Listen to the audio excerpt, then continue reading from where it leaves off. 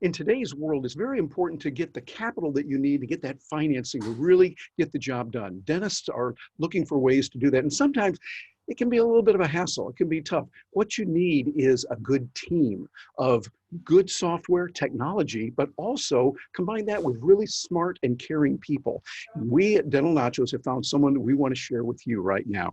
Group of people that do that. It's Lendeavor, and Chad Widensky is joining us right now from his offices. Chad, nice to have you with us today. Hey, thanks for having me on, Terry. Great to be joining you. I see you're the Regional Director of Practice Finance in the Northeast, so you're in the New York area. Tell us a little bit first about Lendeavor and what it does, the kind of things that you're doing, how you are helping dentists in a practical way. Yeah, so Lendeavor is the first technology-enabled lender in the dental space.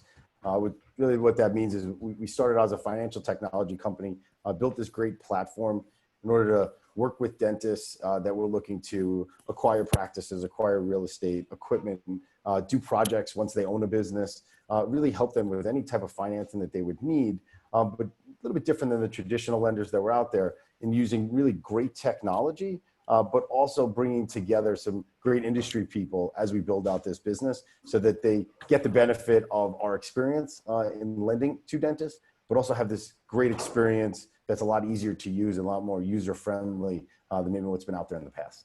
Yeah, I like what you're doing. Matter of fact, I take a peek over here on your website and we see the kind of work that you're doing, what you've put together. You've done some pretty amazing things, and we're looking at the kind of technology that's there. I like the way that you combine what you talk about here, the speed, the simplicity, and the expertise. You've really, as you've said it, you take a marriage of a really good team of people. You can tell us a little bit about them, and then the software that you've got that learns and remembers what is the particular needs of that particular person. Tell us a little bit about that and what you have going for you there. Yes, so in terms of just the website and what you showed there, we allow a first-time practice owner who is maybe just thinking about that initial phase of what do I want to do, where do I need to start. They go to the website, they start filling out the beginning of an application. They get us some basic information that frankly then gets immediately sent over to the person in that area of the country that would be able to help them best.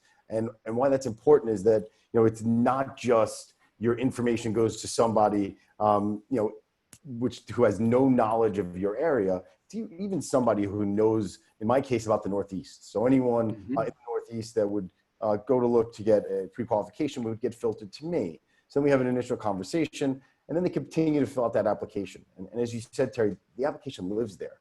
It's, when they do find that practice, or if they do have that practice already, all the seller's information will then be there. And then if they want to do anything in the future, again, it's all in that same space for ease of use. Yeah, I like that. That's something that's going to be very important. You had mentioned that you do a lot of work, particularly with the first-time practitioners and those who are out there and helping them. That's one area where you've done quite a bit. Tell us a little bit about that and what someone can expect who's coming to you for the first time. Yeah, so someone who comes for the first time, whether they were introduced to me through someone like Dental Nachos, or if they had just gone to our website, really my initial conversation is all around what they're looking to do and how we may be able to help out. Again, whether it is that they're just looking to simply buy a practice, or if they just want to find out what their financeability is, if you will. I have plenty of people that come to me, a year, 2 years in advance and just want to know what the market's like. And that again is where we differentiate ourselves, that we're not just a technology company and we don't just have this great platform, but we have that experience. So, my goal is to always get on the phone with someone pretty early on in the process, have a normal conversation with them, show them that, I'm not that banker that's sitting behind a desk in some branch somewhere that is not approachable. I'm a guy that's been doing this for 11 years and have financed a lot of dentists, and I want them to be able to use that as a resource, and then also get them so excited about the idea that, listen, you can go through this entire process, never print out a piece of paper, never have to print out a loan document, upload everything through the dashboard. Things that just, again, make the process easier, but also know that we're here as a great resource. I particularly like that you're taking the technology, it's stored there, and once you've got it set up for the person, you know what's there, you go back and do it very easily. And also it seems like right now, as we're recording this, we're going through some challenging times in the world. We see that, but that means that interest rates are very low. And it seems like now would be a really good time for someone to get in touch with you to say, hey, I just want to explore and see what's happening. What are your thoughts on now and the timing now for looking into financing? Yeah, I think it's, frankly, Terry, I don't think it's ever a bad time to look into financing, because I think that what I have learned over the years is that people come to me and say, Chad, I'm planning on purchasing a practice, 6 months to a year from now. And my comment is always like, that's great, but if a good opportunity presented itself, would you want to move ahead quicker? And inevitably the answer is yes. 99% of the time they want to do that. So anytime someone is even thinking about it, getting themselves prepared is always important.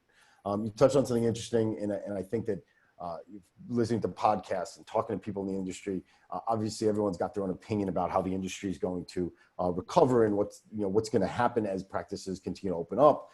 From a financing perspective, I think, while interest rates are historically low, obviously from the government's perspective, I think there definitely is a little more risk in the marketplace because of that uncertainty. So I think there will be some fluctuations with interest rates there. But again, I think the most important thing that anyone can do is just get themselves prepared for practice ownership, because the other thing that I think will happen because of the crisis is that a lot of sellers may not be as quick to sell, whereas others are going to be flooding the market because they don't want to be in their practices anymore.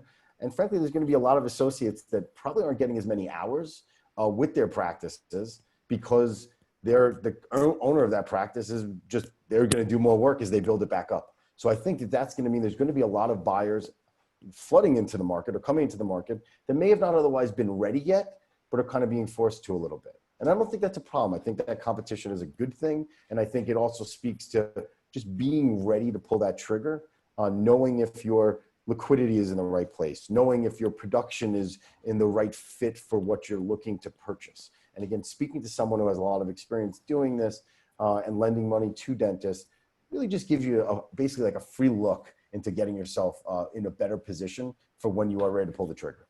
Yeah, I like that. Well, if someone's watching this and they're saying, hey, this sounds interesting, I'd like to get some more information, and they're going to, of course, go to your website and look at that. Could you give us maybe a couple of steps, first 1, 2, or maybe 3 steps that you would recommend for them to do before they get in touch with you so they can start get the ball rolling in the right way?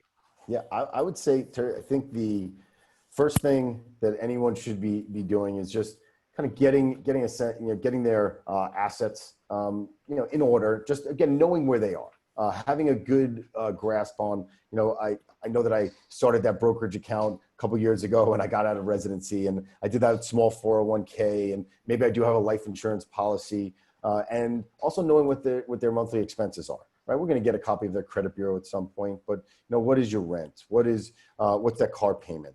Do you pay your credit cards off every month? Like things, just how you are managing your life are good things to know and good things to have a grasp on. The reality is though, Terry, if they really wanted to take that first step, and I think we try to make it so easy for them, is to go to the website and to start the pre-qualification process. One of the coolest things, and I'll use the word coolest, and I don't know if that's the exact right term for it, I like it, is that we do a soft credit pull when someone's doing a pre-qualification. I don't know why other lenders don't do that. And again, everyone's gone through the credit process for something. And a hard credit pull is when a bank dings your credit and your credit score goes down. And as consumers, I'm a consumer too, everyone wants to have the highest credit score. So that's something that people get concerned about. And when I tell them we do a soft credit pull, when we're doing this pre-qualification, people frankly have gotten a little more excited than I even thought they would. But nice. That part of the process is you just get on there, you start filling out that information, and it allows us to have a much deeper conversation, even initially, because I have some information from you. Again, I am able to look at that credit bureau with the doctor and really go through not just that financial aspect, but get through it even quicker so that we could talk more about their plans for the future. And again, how I might fit into that. Sounds good. Well, Chad, somebody says, okay, I really would like to do it. They go through those steps already and they want to get in touch with you. What's the best way for them to reach you and get the ball rolling? Yeah, so again, but the easiest thing, I'm very readily available via phone and email. The email is actually great. I think this means that they will probably not hire another Chad at Lendeavor, because it is just chad@lendeavor.com is my email address. And then phone as well, 646-265-3004. And again, there's a ton of information on our website about what we do and how we differentiate ourselves. But I always welcome those phone calls, because I feel like, and I know Terry, you've been through this, is just when you're speaking to someone and having this conversation, the back and forth, it is much easier to get through what you're trying to accomplish, especially when you're trying to get into practice ownership.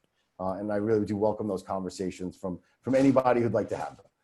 Well, Chad, on behalf of everyone at Dental Nachos, we appreciate what you're doing, because you are helping the dental community in a real practical way. Here are the funds. Here's how you can get access to that to build your practice. And we appreciate what you're doing to help out the dentists out there, as well as others in the dental community. Thank you very much. And thank you for all you have done for it.